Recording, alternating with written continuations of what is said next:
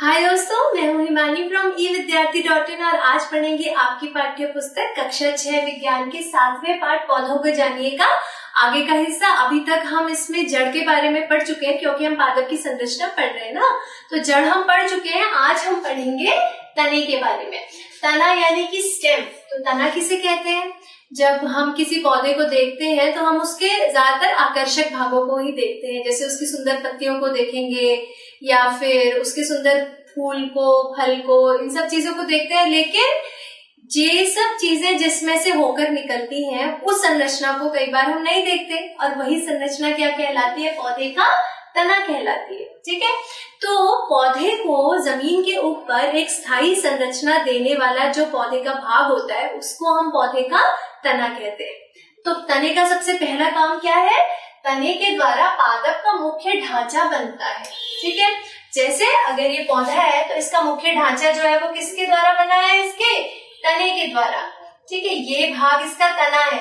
इसी में से होकर तो फिर सारी शाखाएं, फूल, कलियां, पत्तियां, आगे जाके फल, तो इसी में से होकर निकलते हैं। तो पादप का मुख्य ढांचा बनाने का काम कौन से भाग से होता है? तने से होता है। फिर तने पर शाखाएं, पत्तियां, फूल और फल लगते हैं। ठीक है, जैसा कि हम चित्र में भी देख सकते हैं, जो भी पत्तियां निकल रही हैं, जो भी फूल निकल रहे हैं, जो भी कलियां निकल रही है। ठीक है, फिर जो भी शाखाएं निकल रही है, जो भी फल बनेंगे, वो सब तने में से होकर ही निकलते हैं। फिर तने के जिस बिंदु से कोई शाखा या पत्ती निकलती है उसे हम नोड कहते हैं। जैसे अब यहाँ से देखिए पत्ती निकल रही है ना, तो इस भाग को क्या कहेंगे? इस भाग को कहेंगे नोड। उसके बाद दो नोड के बीच के भाग को हम क्या कहते हैं? इंटरनोड कहते हैं। तो यहाँ पर जैसे पत्ती निकल रही है तो ये नोड है, फिर यहाँ से शाखा निकल रही है तो ये भी नोड है। अब ये एक पत्ती निकल रही है, ये नोड है, ये भी दूसरी पत्ती निकल रही है तो ये भी नोड है। तो इन दो नोड के बीच का जो ये भाग है, ये वाला हिस्सा, इसको हम क्या कहेंगे? इसको कहते हैं इंटरनोड। क्या कहते हैं? इंटरनोड। ठीक है, अब चलिए आगे बढ़ते हैं और ज्यादा अच्छे से संरचना को समझने के लिए इन दो चित्रों की मदद लेते हैं। ठीक है, तो इस चित्र में देखिए साफ साफ दिखाई देता है कि पादप का मुख्य ढांचा बनाने वाला हिस्सा कौन सा है? उसका तना है। और इसी तने में से होकर पत्ती भी निकल रही है। ठीक है, फिर कलियां भी निकल रही है। ठीक है, फिर आगे जाके यही आगे बढ़ेंगी तो शाखाएं बन जाएंगी। ठीक है, फिर इसी में फूल लगेगा, फल लगेगा, ये हो गया। और नोड और इंटरनोड भी इस चित्र में दिखाया गया है कि जहां से पत्ती निकलती है या जहां से कोई नई शाखा निकलती है उस भाग को नोड कहते हैं, और दो नोड के बीच के स्थान को हम इंटरनोड कहते हैं। ठीक है, ऐसे ही इस चित्र में भी आप देख सकते हो, जहां से पत्ती निकल रही है उसे नोड कहते हैं और दो नोड के बीच के स्थान को इंटरनोड कहते हैं। ठीक है, तो ये हुआ तना, जो कि हमारे पौधे को मुख्य ढांचा प्रदान करता है और बहुत सारे काम करता है जिनके बारे में अगली स्लाइड में पढ़ेंगे। तो आइए जानते हैं कि तना क्या क्या करता है। सबसे पहले तो पादप को मुख्य ढांचा प्रदान करता है, फिर इस पर शाखाएं, पत्तियां, फूल और फल लगते हैं, ये भी हम जान चुके हैं। फिर सबसे जरूरी काम ये क्या करता है? जड़ से आगे जल और खनिज लवण का संवहन तने के द्वारा होता है। जड़ें क्या करती हैं कि मिट्टी में से खनिज लवण और पानी का अवशोषण करती है और फिर उस अवशोषित खनिज लवण और पानी को वो तने तक पहुंचा देती है। फिर तना क्या करता है कि उस खनिज लवण और अवशोषित जल को वो पौधों के अन्य भागों तक पहुंचाने का काम करता है। ठीक है, उसके बाद दूसरा काम क्या करता है? भोजन का संवहन भी तने के द्वारा होता है। अब भोजन का संवहन कैसे होगा तने के द्वारा? क्योंकि ये हम सबको पता है कि जो पौधे की पत्तियां होती हैं वो सूर्य की रोशनी में प्रकाश संश्लेषण नाम की अभिक्रिया के द्वारा क्या बनाती है? भोजन बनाती है पौधों के लिए। ठीक है, और फिर वो भोजन तैयार करके पत्तियां कहाँ पहुंचा देती हैं? वापस तने के पास पहुंचा देती हैं, और फिर उस भोजन को पादप के हर भाग तक, कली तक, ठीक है, शाखाओं तक, जड़ तक, ये सब हर भाग तक पहुंचाने का काम कौन करता है? तना ही करता है। तो तना एक तरीके से ना दो काम करता है। वो जड़ के द्वारा अवशोषित जल और खनिज लवण को ग्रहण करके अन्य भागों तक पहुंचाता है पहले। ठीक है, मुख्यतया पत्तियों तक पहुंचाता है, क्योंकि पत्तियां ही उस खनिज लवण और जल की मदद से प्रकाश संश्लेषण की अभिक्रिया करती है सूर्य की रोशनी में और भोजन बनाती है, ठीक है। और फिर उस बने हुए भोजन को वापस तना ही क्या करता है, पौधे के हर भाग तक पहुंचाता है। जड़ को भी देगा, ठीक है, पत्तियों को भी देगा। पत्तियां भोजन बनाती हैं लेकिन भोजन को वापस फिर तने के पास ही भेजती है। फिर उस तने के द्वारा ही उस बने हुए भोजन का अनेक पौधे के हर भाग को संवहन किया जाता है, ठीक है। तो तना इस तरीके से दो काम करता है, ठीक है। अब चलिए आगे बढ़ते हैं। तने के कार्य हमने पढ़ लिया। अब हम पढ़ते हैं किसके बारे में, पत्ती के बारे में। पत्ती यानी लीफ, ठीक है। तो आप किसी भी पौधे का जो हरा हरा सा सुंदर सा हिस्सा हमें दिखता है वो उसकी पत्तियां होती है। इनकी संख्या बहुत सारी होती है, ठीक है। और ज्यादातर यह पतली, चपटी और हरे रंग की संरचना होती है। लेकिन हर पौधे के लिए ये लाइन या ये पंक्ति जो है वो लागू नहीं होती, ठीक है। जो हमारे हाई लेटीट्यूड के प्लांट्स होते हैं, यानी कि जो ऊंचाई में होने वाले, ऊंचे स्थलों में होने वाले पौधे होते हैं, वहां पर जो होते हैं उनकी पत्तियां कैसी होती है, नुकीली होती है, चपटी नहीं होती। वहां पर पौधों की पत्तियां नुकीली होती है। तो क्या होता है कि जैसा जैसा मौसम होता है, जैसी जैसी उनकी क्लाइमेटिक कंडीशंस होती है, उस हिसाब से पादपों की संरचना बदल जाती है। जैसे अगर आप रेगिस्तान के पौधों की बात करेंगे तो वहां पर जो पौधे होते हैं उनकी पत्तियां चपटी होती है लेकिन पतली नहीं होती, मोटा सा तना होता है और नुकीली होती है पत्तियां, ठीक है। उनमें से नुकीली कांटेदार संरचनाएं निकलती है, ठीक है। अब इसी तरीके से हम देखेंगे, जिस तरफ हम जाएंगे जहां पर बहुत वर्षा होती है, ये सब आपने अपनी ज्योग्राफी में भी पढ़ा होगा कि जो वर्षावन होते हैं, जहां पर बहुत ज्यादा बारिश होती है, वहां पर जो पौधे होते हैं उनकी पत्तियां बहुत चौड़ी चौड़ी होती है, ठीक है, जिनके हम पत्तल या दोने भी बनाते हैं। तो वो इतनी चौड़ी इसलिए होती है क्योंकि वहां पर इतनी ज्यादा बारिश होती है कि पानी की अधिकता हो जाती है पौधों में, तो चौड़ी पत्तियों के द्वारा वो सारा का सारा पानी वाष्पित किया जाता है, ठीक है। इसके बारे में हम आगे भी पढ़ेंगे, वाष्पोत्सर्जन की प्रक्रिया क्या होती है। तो ये जरूरी नहीं है, फिलहाल यहाँ पर आ जाते हैं। तो ये जरूरी नहीं है कि हमेशा पत्ती जो वो पतली, चपटी और हरे रंग की संरचना हो। कई पौधे ऐसे भी होते हैं जिनकी पत्तियां हरी नहीं होती, जैसे चौलाई का साग आप सबने खाया होगा, तो चौलाई की पत्तियां लाल रंग की होती है ना। तो ऐसा जरूरी नहीं है, लेकिन ज्यादातर ऐसे ही दिखता है, इसलिए यहाँ पर ऐसे लिखा गया है कि पत्ती जो है वो पतली, चपटी और हरे रंग की संरचना होती है, ठीक है। तो हम भी ऐसे ही पढ़ेंगे क्योंकि ज्यादातर केसेस में यही ठीक है।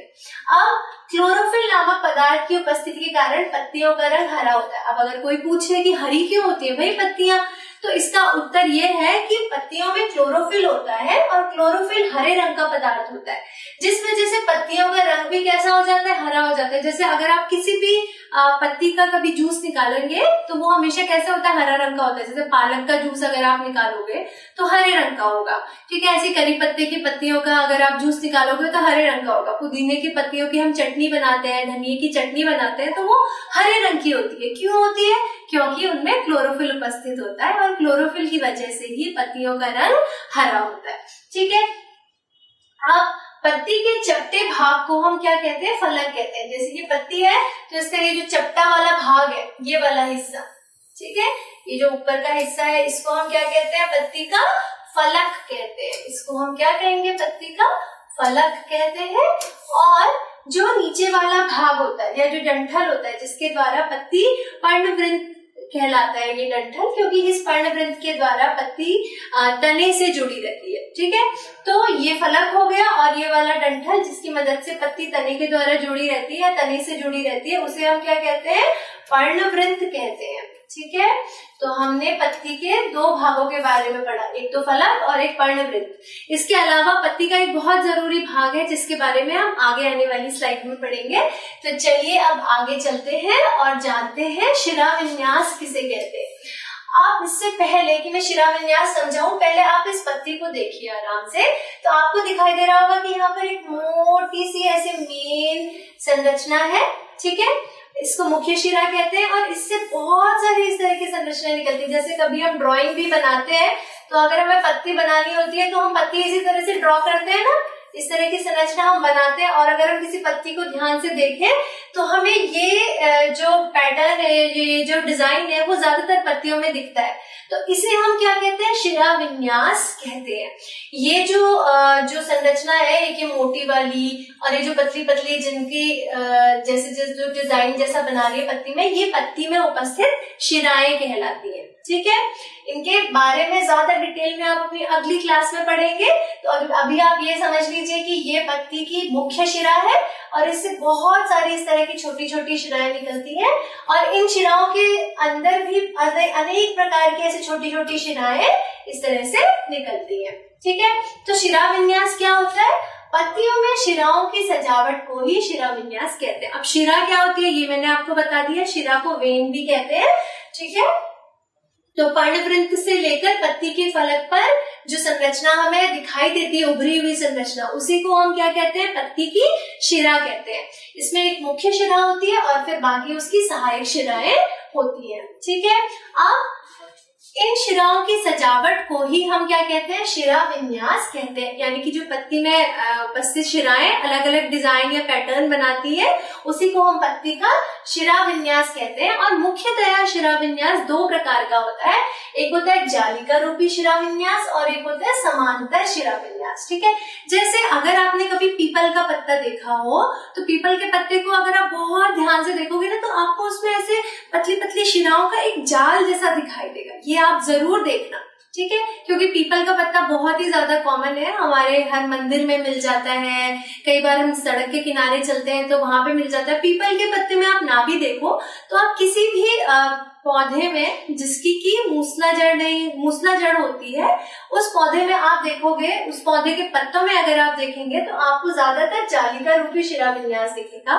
ठीक है, और दूसरी तरफ अगर आप कभी धान का पत्ता देखो, ठीक है, या फिर केले का पत्ता देखो, तो आपको उसमें जो शिरा विन्यास मिलेगा वो कैसा होता है? समांतर शिरा विन्यास। ठीक है, तो पीपल के पत्ते में या फिर जिन भी पौधों में मूसला जड़ पाई जाती है, उन पौधों के पत्तों में हमेशा जालिका रूपी शिरा विन्यास होता है। उनके पौधे के पत्तों को अगर आप देखोगे ध्यान से लाइट में, तो आपको ऐसा लगेगा जैसे इस पे कुछ जाल सा फैला है। ठीक है, और जबकि अगर आप झकड़ा जड़ वाले पौधों की पत्तियों को देखेंगे, जैसे हमारा धान हो गया या फिर जो भी था हमारा ज्वार बाजरा, जितने भी अनाज गेहूं, इनकी पत्तियों को अगर आप देखोगे तो इनमें कैसा होता है? समानांतर शिरा विन्यास होता है। ठीक है, तो चलिए अब हम समझते हैं कि ये जालिका रूपी शिरा विन्यास और समानांतर शिरा विन्यास क्या होता है।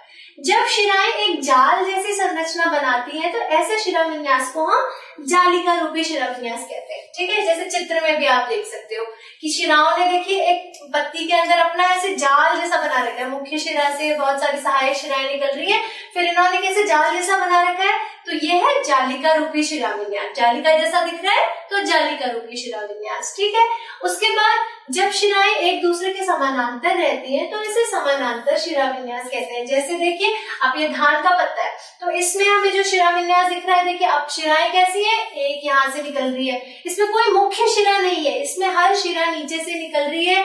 ठीक है, फिर उसके समानांतर दूसरी एक शिरा निकल रही है, फिर इसके समानांतर तीसरी एक शिरा निकल रही है। ठीक है, तो इस तरह का शिरा विन्यास जिन पौधों में दिखेगा वहां पर हम कहेंगे समानांतर शिरा विन्यास उपस्थित है। ठीक है, अब देखिए हमने शिरा विन्यास भी पढ़ लिया और ये तो मैंने आपको पहले ही बता दिया कि जिन पौधों में मूसला जड़ यानी टैप रूट होती है, उन पौधों की पत्तियों में हमेशा जालिका रूपी शिरा विन्यास होता है। यह आपकी बुक में भी सवाल पूछा गया है। ठीक है, तो इसको आप अच्छे से ध्यान में रखेंगे कि जिन पौधों में मूसला जड़ होती है उनकी पत्तियों में हमेशा जालिका रूपी शिरा विन्यास होता है। देखिए जैसे इसमें मूसला जड़ है ना, एक मुख्य जड़ है और इससे बहुत सारी सहायक जड़ें निकली है, तो इसकी पत्तियों में हमेशा कैसा शिरा विन्यास होगा?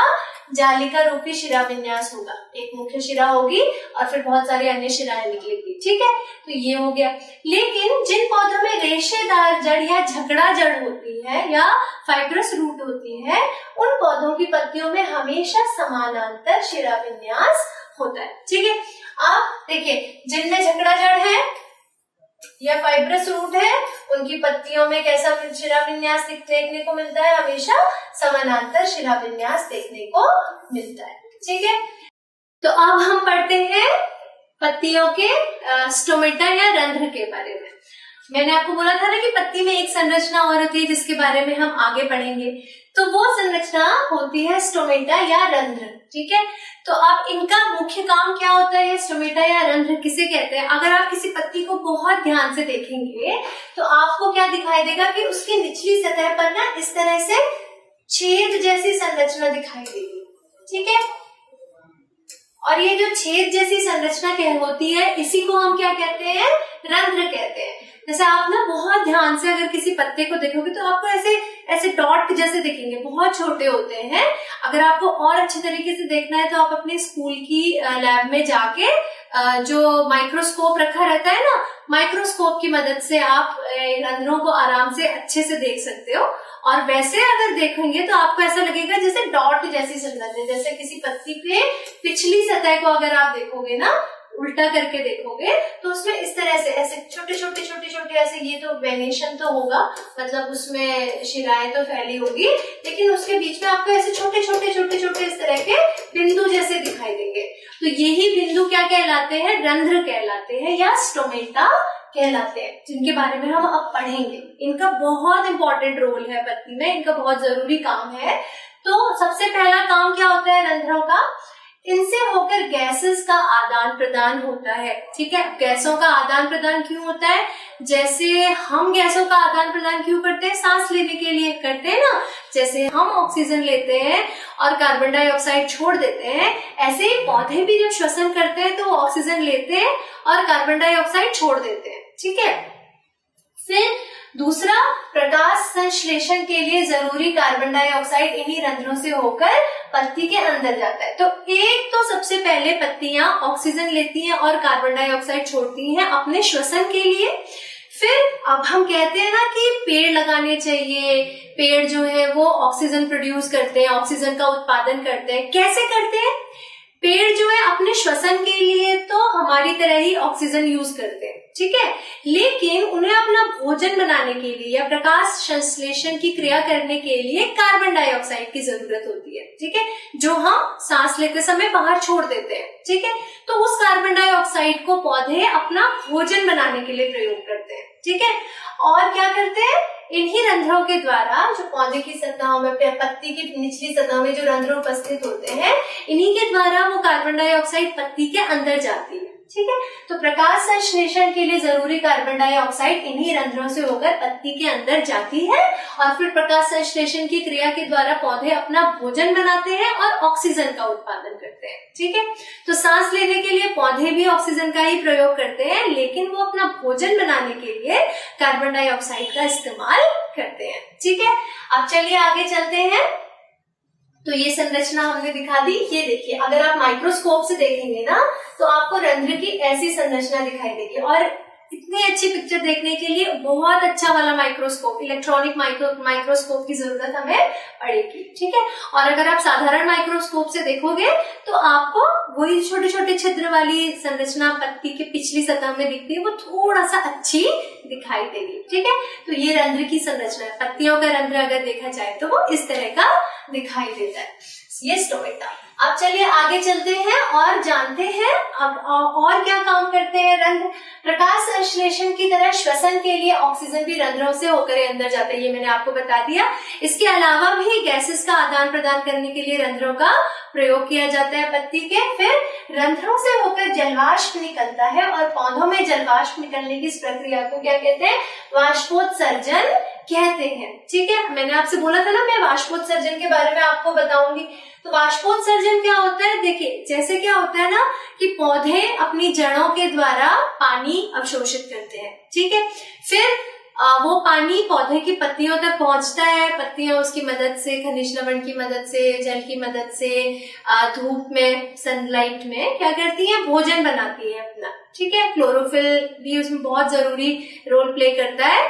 ठीक है, तो भोजन बनाती है। लेकिन क्या होता है कि जब ज्यादा पानी हो जाता है ना पौधे के अंदर, तो पौधे के अंदर उस एक्सेस वाटर को या उस बने हुए ज्यादा पानी को या उस अवशोषित ज्यादा पानी को निकालने के लिए पत्ती के रंध्रों का इस्तेमाल किया जाता है। ठीक है, जैसे आप देखते होंगे ना कि अगर हम कभी किसी पौधे के ऊपर प्लास्टिक लगा दें जैसे आप कभी एक्सपेरिमेंट अपने घर में भी कर सकते हो, गमले में लगे हुए पौधे के ऊपर अगर आप एक प्लास्टिक लगा दो थोड़ी देर के लिए, उसको छोड़ दो, ठीक है, तो थोड़ी देर के बाद आप देखोगे कि उस प्लास्टिक में ऐसे पानी की हल्की हल्की सी बूंदें लगी हुई आपको दिखाई देंगी। तो इसका मतलब क्या है कि पौधे की पत्तियों में जो उपस्थित रंध्र होते हैं उनके द्वारा जल वाष्प जो है वो पौधे के बाहर निकाली जाती है, ठीक है, और इस प्रक्रिया को ही वाष्पोत्सर्जन कहते हैं। अब क्योंकि आपने क्या कर रखा था, ऊपर से प्लास्टिक लगा रखा था, तो वो सारी जल वाष्प जो है वो प्लास्टिक में संघनित हो गई या पॉलिथीन में संघनित हो गई, तो हमें पॉलिथीन में पानी की बूंदें दिखाई देती है, ठीक है।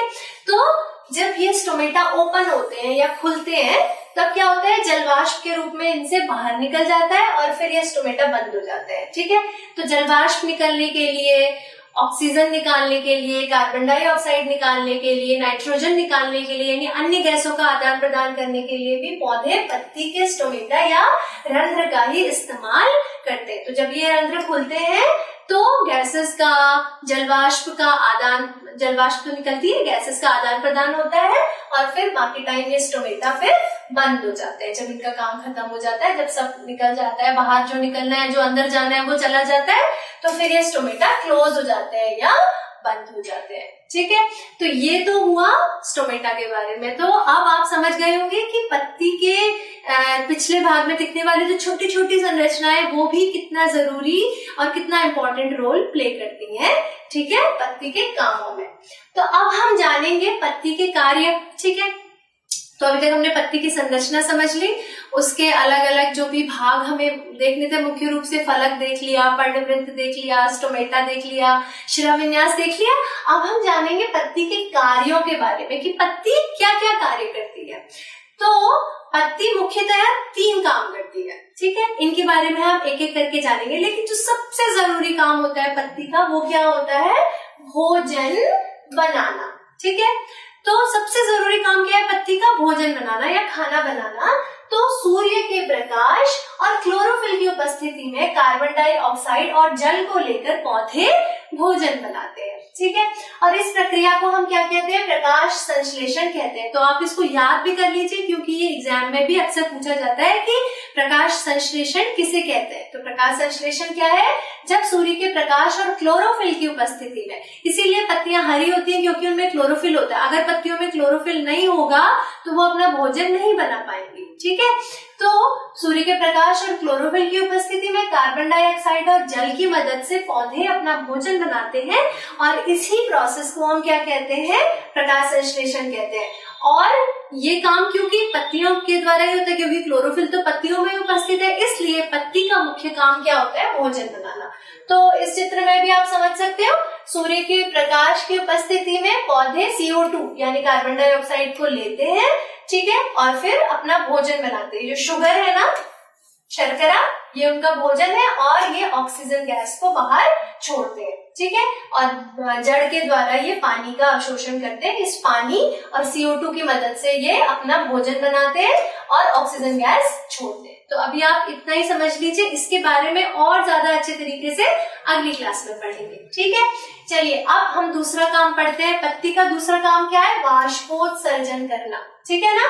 पत्ती के जो निचली सतह में उपस्थित स्टोमेटा होते हैं उनके द्वारा वाष्प के रूप में जो पानी होता है पत्तियों पौधे के अंदर उसको बाहर निकाला जाता है और इस प्रक्रिया को हम क्या कहते हैं, वाष्पोत्सर्जन कहते हैं।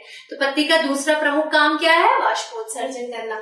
और तीसरा प्रमुख काम क्या है, श्वसन के लिए कार्बन डाइऑक्साइड और ऑक्सीजन का आदान प्रदान भी पत्तियों के द्वारा ही किया जाता है, ठीक है। तो जो पौधे श्वास लेते हैं, जैसे हम ब्रीदिंग करते हैं, हम सांस लेते हैं, ऐसे ही पौधे भी सांस लेते हैं। तो अपने सांस लेने के लिए, रेस्पिरेशन के लिए पौधे क्या करते हैं, ऑक्सीजन लेते हैं, ठीक है, और फिर क्या करते हैं, कार्बन डाइऑक्साइड को बाहर निकालते हैं। तो इस प्रक्रिया के लिए भी पत्तियों का ही प्रयोग किया जाता है, ठीक है। तो पत्ती के हमारे, तो आप देखिए इसीलिए लिखा गया कि पौधे रात्रि में श्वसन करते हैं, ठीक है। तो इसीलिए कहते हैं कि रात्रि के टाइम पे कभी भी पौधों के नीचे या पेड़ों के नीचे नहीं सोना चाहिए, क्योंकि रात्रि में पौधे श्वसन करते हैं और सांस लेते हैं तो वो कार्बन डाइऑक्साइड प्रोड्यूस करते हैं रात्रि में। दिन के समय में तो वो ऑक्सीजन देते हैं क्योंकि वो अपना भोजन बनाते हैं, लेकिन रात्रि में वो श्वसन करते हैं तो CO2 छोड़ते हैं या कार्बन डाइऑक्साइड छोड़ते हैं। तो अगर हम पेड़ के नीचे सोएंगे तो ये हमारी जान के लिए भी खतरनाक हो सकता है, ठीक है ना। तो पौधे के काम मुख्यतया हम क्या कह सकते हैं, 3 प्रकार के हैं। पत्ती के काम, पत्ती का पहला काम क्या है, फोटोसिंथेसिस यानी कि प्रकाश संश्लेषण करना, ठीक है। दूसरा काम क्या है, ट्रांसपिरेशन यानी बाष्पोत्सर्जन करना। और तीसरा काम क्या है, श्वसन करना, रेस्पिरेशन करना। देखिए सांस ले रही है और फिर सांस छोड़ रही है, सांस ले रही है तो फूल के मोटी हो गई और छोड़ रही है तो पतली। ये जस्ट एक डायग्राम है आपको समझाने के लिए, ठीक है। तो पत्ती के काम हमने 3 बताए। सबसे पहला प्रकाश संश्लेषण, दूसरा बाष्पोत्सर्जन और तीसरा श्वसन, ठीक है। तो इसी के साथ हमने पत्ती के बारे में भी जान लिया। अब अगले चैप्टर में हम पढ़ेंगे या अगले वीडियो में हम पढ़ेंगे फूल के बारे में, ठीक है। और उसके बाद हमारा ये लेसन यहीं पर खत्म हो जाएगा। तो अगले वीडियो में मिलते हैं और तब तक के लिए बाय।